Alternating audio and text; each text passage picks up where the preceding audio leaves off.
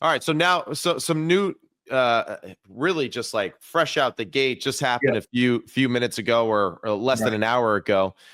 Daniel Jones signs to the Indianapolis Colts. I thought for sure that he would stay in Minnesota, especially now with Sam Darnold walking away. You have J.J. McCarthy there, and Daniel Jones would have been a fantastic insurance policy. Being a veteran, played a lot of football, talented. You even heard, too, through the grapevine that they were very impressed with Daniel Jones, that they liked a lot of the things that they saw from him out there in Minnesota. Right. But he decides to sign a one-year deal with the Indianapolis Colts, and now he is the backup quarterback for Anthony Richardson, along with Joe Flacco, who's still on the roster as well.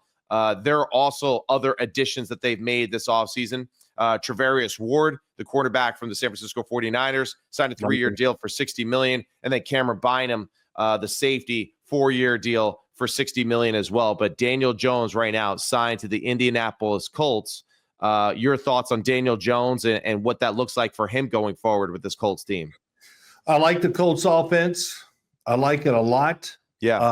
Daniel Jones fits it. Daniel Jones took that deal and didn't stay with Minnesota, which I know he liked. He liked the system. He likes Kevin O'Connell. He likes the talent around him, all that. But he wasn't going to be the starter there, most likely. Yeah. Just now, this move tells me they want J.J. McCarthy to be the starter, and they're going to put all of it in there. They drafted in the first round, and I understand it. But I expect Daniel Jones to go to Indianapolis and be the starter day one for the Indianapolis Colts. Right. Why? Because the Colts either win or, like, let's go look for another job. This is it. Yeah. I mean, the front office, the coaches. This is a huge year for them. And I thought they were extremely disappointing last year. And maybe not, I know the quarterback and whatever, not even with the offense. I was so disappointed in their defense. Yeah. I looked at that defensive line, Matt, and said, wow, okay, be careful on offense because this D-line is going to wreck everything. And it just didn't turn out to be that. That was disappointing. Yeah. But I think it's a really good spot for Daniel Jones. I do think the offense fits him. It won't have to be tailored too much. The offensive line was a okay year for him last year. It's got to get a little better. So what do you think about it? I'm really excited for him. I think Shane Steichen does a lot of good things offensively. I think that he also understands Daniel Jones' skill set, and he'll be able to coach him up and put him in successful situations consistently. I do believe as well that the Indianapolis Colts skill group is a little underrated because of their lack of production in the passing game. I think Alec Pierce is a very good football player. Love Josh Downs a lot. I think he's a high-level football player. When Michael Pittman Jr. is healthy, he's a damn good football player. And, of course, let's not forget, too, that Jonathan Taylor is a dynamic running back. And if they can be balanced offensively, that just means that he's going to be more successful as well. So I think this is a really good situation for Daniel Jones. We are believers in Daniel. We saw his talent. We saw flashes and glimpses of things that we really did think that he's a franchise quarterback for the New York Giants. It didn't work out that way. The reset there in Minnesota, I think, was definitely beneficial for him. And I'm excited to see him in this competition this offseason. So Anthony Richardson, he's, definitely got a fire lit underneath him. Motivated after what happened last year, the things that have been said by teammates and coaches this offseason, and now enter Daniel Jones. It's a real thing, and you're right. A team that is battling for their jobs, coaching staffs that are battling for their jobs, they're gonna put it all out there. They're gonna let it fly. So I'm excited for Daniel in the future that he has with the Indianapolis Colts. And you made a great point. Really good. Wide receivers for the Indianapolis Colts. Now that they're going to distribute the ball, I think, better with Daniel Jones back there. Anthony Richardson, I'm not saying nothing negative about him. I still think great hope down the line for him. Yeah. But this is not down the line. This is now. Right away. First day of training camp. Let's get this going. And so he can still get it done. But these wide receivers we're going to see a different offense. It's going to look different, Matt, but it won't be different. Yeah. It's just the quarterback is going to distribute the ball differently. Yeah, no doubt. Then all of a sudden we're going to go, hey, Colts, man, that receiving core is pretty damn good. Yeah, and you make a great point, too, because it's interesting. Like, it's not that Anthony Richardson's career is going to be over, but it is going to turn into now that that feeling that we have with Justin Fields. And whether or not teams are going to take a shot at him to be the starter or whether or not they're just taking a shot at him to see if we can develop this talent to maybe be our guy. And that's where our transition now goes with Justin Fields being signed to the New York Jets. He is a quarterback that has kind of been through the ringer here early on in his career. And we have all seen the highlight plays with his scrambling ability, his physical presence and measurables that stand out to you on the field when he plays. Yeah. He has a strong arm. The consistency as a passer has not quite been there. And of course, we were all a little perplexed as far as he started out well when the Steelers had their little snafu areas there in the season. They did not go back to him or give him another opportunity. So that, I think, says a lot as far as how the Steelers view Justin Fields and what they saw from him on a day in and day out basis at practice. But Justin Fields signs with the New York Jets. Let me make sure I got the number right. Yeah, 2 years, $40 million. I think 30 of it's guaranteed. 30, yeah. And he is now the starting quarterback for the Aaron Glenn New York Jets. Big Phil, Justin Fields, the New York Jets. What do you think, playa? Well, okay. Sorry. First and foremost, let me go this. Developing a quarterback. I love that whole scenario and talk. And I go back to, let's see, who has really come through and been developed? You know what I mean? It's the window for these guys to say we're going to develop a guy. And I understand what people think. And it's really hard to do. Mm-hmm. It's hard to change who they are dramatically. And when you say that, that's what we're kind of asking of Justin Fields. So you got to make sure you fit that offense that fits him right. And I like the move by the Jets. Aaron Glenn, he's a defensive guy. They got enough talent in that football team to turn this around and have a good year right away. Yeah. Now we got Justin Fields and Tyrod Taylor. Okay, Tyrod's not a good backup. He's a great backup. That's right. And, he came in for the Jets last year and he goes, yeah, let me just show you a little something. Touchdown. Oh, okay. That's it. That's all we saw of him. But that was pretty good. Yeah. But, and Justin Fields, we're going to see somewhat the same offense to a degree. And this will be Engstrand, the offensive coordinator from Detroit. I think I said his name right. I've been trying to look it up all day. Couldn't find it. So I had somebody else say, I think it's Engstrand, whatever. But when you watched him play with the Steelers last year, it was smart. He didn't take chances. I didn't think they ran him enough. I would have run him a little more with quarterback runs. Right. The guy is built like steel. I have faith that he's just not going to get hurt. Right. But they did a good job in this respect. Some screens, some easy things. But then you saw a lot of let's make a fake, let's roll left, get way out there and throw it to a guy all the way across the field where the defense just, probably goes, there's no way this will happen. I saw some of those plays and he threw the ball a lot better than I think people thought. And can he just keep with the time in the league? And you and I talk about this. We see a lot of quarterbacks and watch them throw to smooth it out a little more. Every throw seems like it's like, right, move. And it's mechanical. Yeah. It just doesn't have enough flow to it and ease.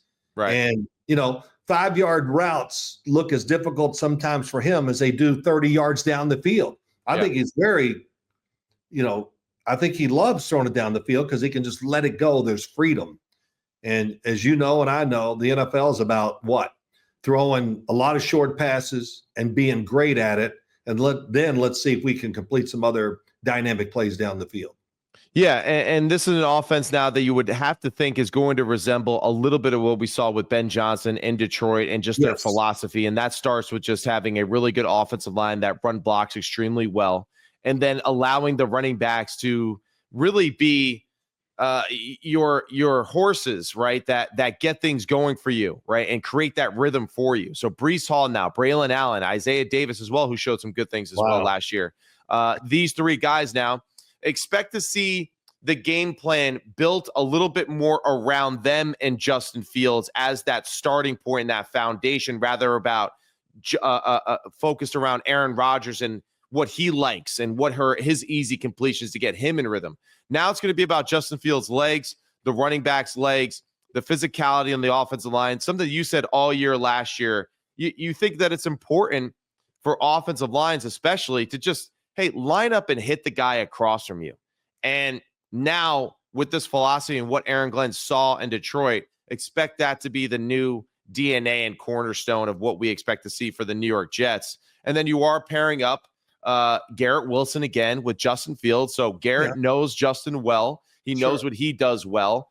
And I think there's a lot of things that Jets fans should be excited about. Justin is a power thrower. Oh, big time. Engstrand's got to design an offense where we're running the screen game, the all the other gadget plays that we do, the quarterback runs, all these different looks in the backfield to set up play actions, to set up big chunk plays, to set up these power throws for him down the field that he does extremely well. And with that, then you could see that growth with the rhythm passing and stuff like that underneath. So for the New York Jets, pretty good move. I'm excited about it. I didn't think that I'd be as excited about what they would do free agency, leaving Aaron Rodgers. This maybe would have been the one thing that would have really pumped me up, other than maybe Sam Darnold coming back to be a Jet again the second time around. But Justin Fields being a Jet, very exciting. And I look forward to seeing what this quarterback experiment looks like for the Jets. I think it's a great move for him. I did. Yeah. I heard that it could happen. I went, oh, it kind of makes sense. And everything you were talking about, let's see. Aaron Glenn's a tough guy. Yeah. And he did all this work under Bill Parcells. And, I can just hear some of those conversations. I can't even say one. When Aaron Glenn was a player, one of the first things that Bill Parcells said to him, I'll tell you, I can't say it on here, but it's really fun. It's really funny, and it's typical Parcells. But so think about the Jets. Everything's going to change now. Dan Campbell was the coach of the Detroit Lions. You think, and Aaron Glenn, probably when he saw Dan Campbell and they started coaching, he's like, man, this is Dan Campbell. This is who I want to be. I think he really has that same thought process. And if you're a Jets defensive lineman or O lineman, get ready. You're going to put pads on and you're going to do some hitting. Yeah. It's not going to be, shorts and helmets today, guys. No, they're going to practice hard, and it's going to be physical. And you use everything you said about the offense is right, spot on. Play action, deep separation. I love this. I love teams that can run it. And look at Jared Goff. Damn, he was back there 10 yards, and he could wait. And then finally, here comes the rush, and he'd see the third guy and just rip one going across the field. Yeah, I think all that fits Justin Fields perfectly. So great start for the Jets. I think the Jets have a really, I think they got enough talent there to turn their season around, or turn what they've done the last couple of years to turn it around right away.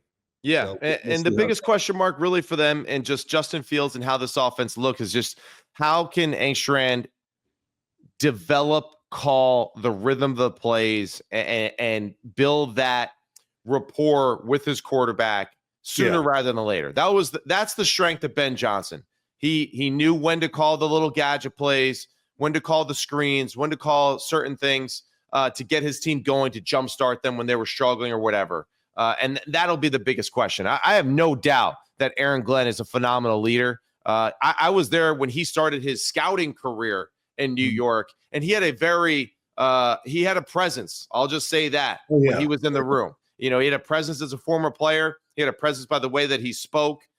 So I'm really excited for the New York Jets, and I think he really embodies, again, something you say all the time. He embodies what it is to be a New Yorker and a New York Jet and to have that attitude. So that's really good. So we know one thing about Aaron Glenn, right? If you did 23andMe with Aaron Glenn, all right, toughness would be in that DNA strand. So 23andMe Total Health is game changer. It's a longevity platform that helps you take control of your health with a personalized plan based on your genetics and blood biomarker analysis. No more guesswork, just real insights to help you stay ahead. So if you want to be proactive about your health, just like you would in football, get started today with 23andme.com. And toughness is there for 23andMe, Aaron Glenn, that's for sure.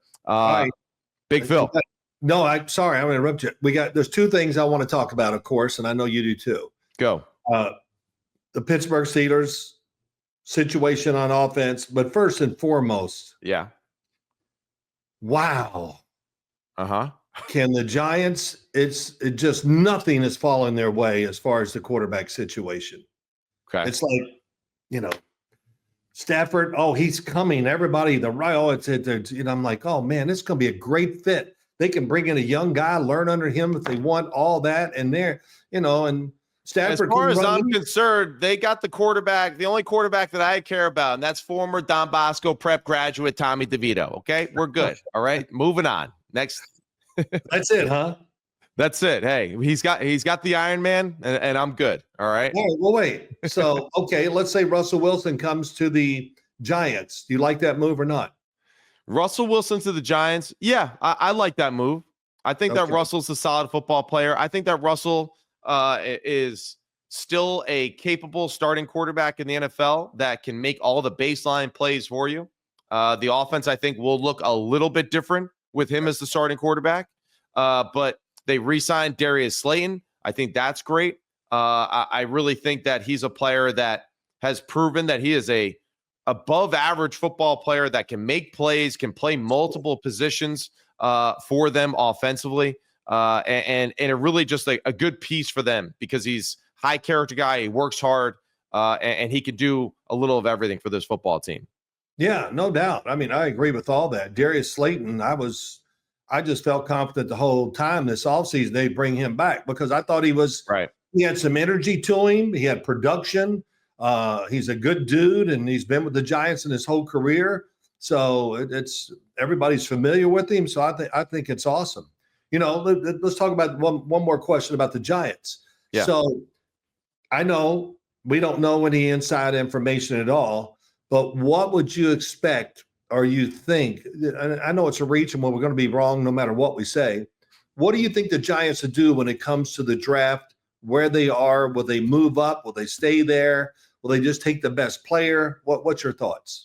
I'm curious to see if they do decide to move up and go get a quarterback. I am. I'm curious to see if they do that. I don't really know what which way they're leaning as far as that goes right now. If they're fan, well, I think everyone's a fan of Cam Ward. That's for sure. I know that Jackson Dart was there for a workout not too long ago, and I know that he impressed and did well.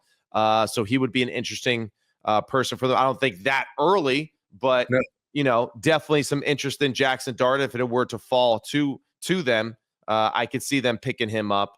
Outside of that, though, I'm not really sure if they would draft Shedeur Sanders to the New York Giants with their pick at that place in the draft, or if they would move up for him. So I really think if there was one opportunity, it would be for Cam Ward.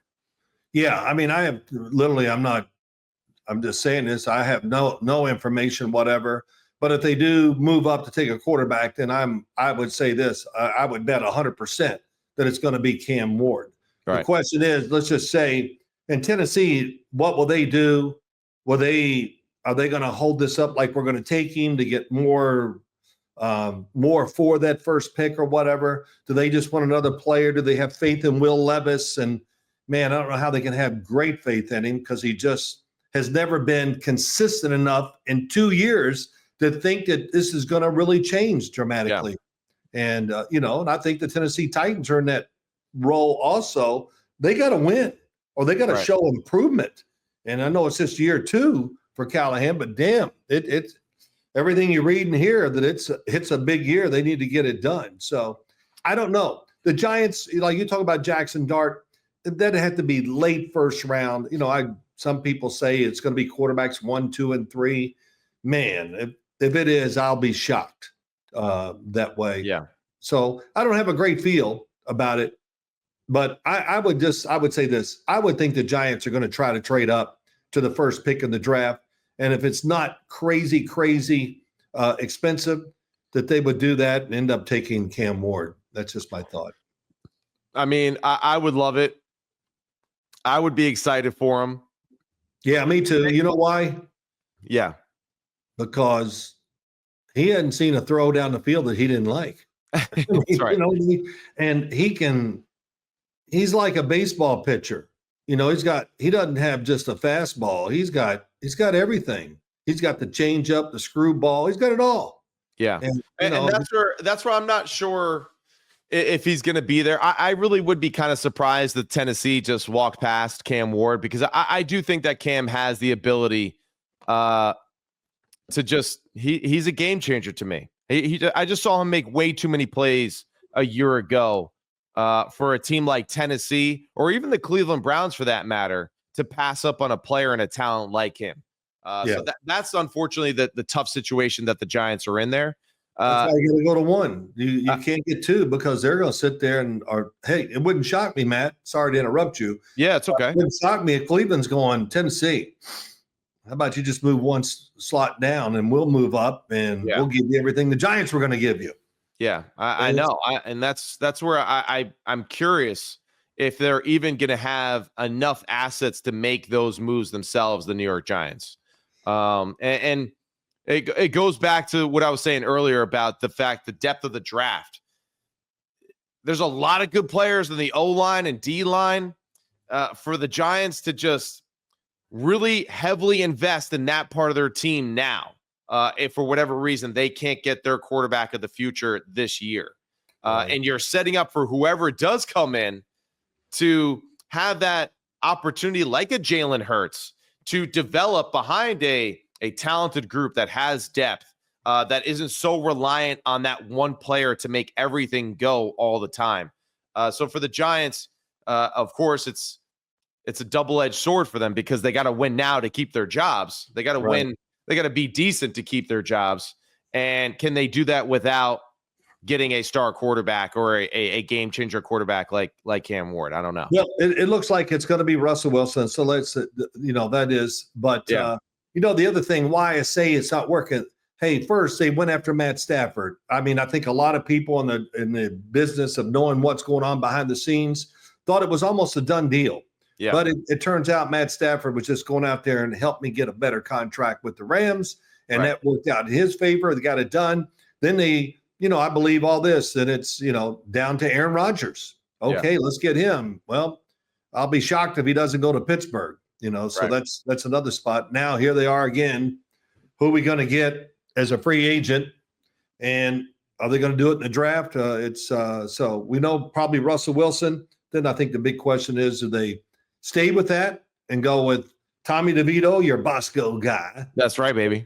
Or just another, I don't want to say journeyman quarterback in the NFL, but of course they need three, so I don't know what they'll do in that situation.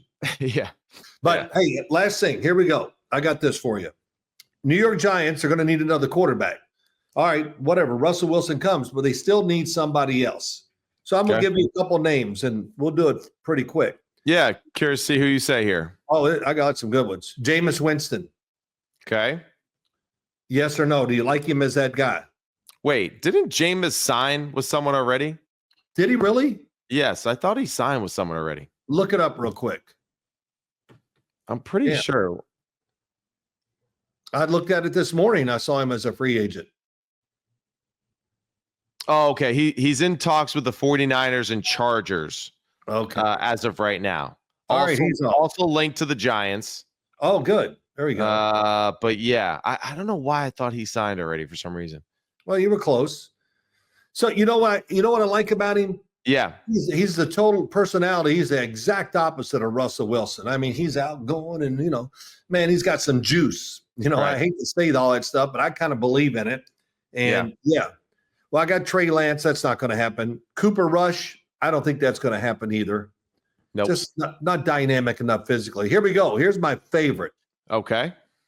Marcus Mariota. Oh, I'm so glad you said that. I agree with that. Pay that man. Pay him. Listen. Are you Teddy KGB from Rounders right now? Pay that man his money. Pay that man. Yeah, I can't do it. You can do it better than me because you can imitate everybody, which I don't know if that's good or bad, but that's not good. Yeah. But yeah, Marcus Mariota. Yeah. My gosh, I was watching him play when he played last year. He came in, and I think I went, wait, who's the backup in Washington? I can't remember. And I was like, wow. Right. Moving his, what really caught me? Yeah, he ran well and all that. But I never saw the throwing of the ball like I saw down in Washington when he came in. Right. You know what I mean? It was with power and accuracy. And do you credit the way that he looked, though, because he fit what Kliff Kingsbury was doing so well? And do you see that being a potential issue in New York? Yeah, I do give credit to what Kliff Kingsbury was doing, the talent and all that, and how they ran the offense. But still, I think of the Giants. Let's say they signed him. They know what he's about, what he does well. And that's not a big transition for Brian Daboll or whoever does call the plays or anything. Yeah. That's easy. You just kind of know what he's really good at. And you can put more quarterback runs in there. He can throw on the run really well. Right. And the arm, it's not just NFL average. I think it's above NFL average. He can let it go still. He definitely can. And he just, of course, it was a good team. It was a good offense. And the energy's there with the whole football team, the stadium. And he matched it right away. So that's the guy. And I think my last one was this. Carson Wentz. Okay. Yes or no? For the New York Giants? Yeah, as the backup. I would say no. Yeah, me too.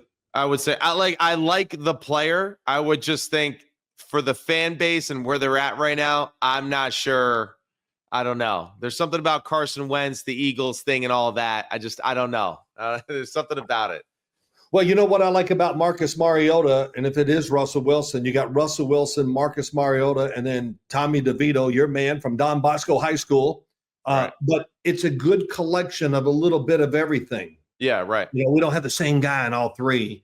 We got difference here in case, when your guy gets in, it's kind of a new feel for the football team and the offense and the fans and the coaches. Right. So that would be, to me, Russell, Marcus Mariota, Tommy DeVito. I'm going to be a Giant fan and go, I could live with that and give them a, great job if they can get this done. Yeah. But I haven't heard anything about Marcus Mariota. Have you? No, it's been very quiet so far. He's not. It doesn't seem like he's the highest one on the list as far as off-season signings go right now. So, but I'm with you though. I like him a lot. I'm actually surprised that a few other names have been signed before him.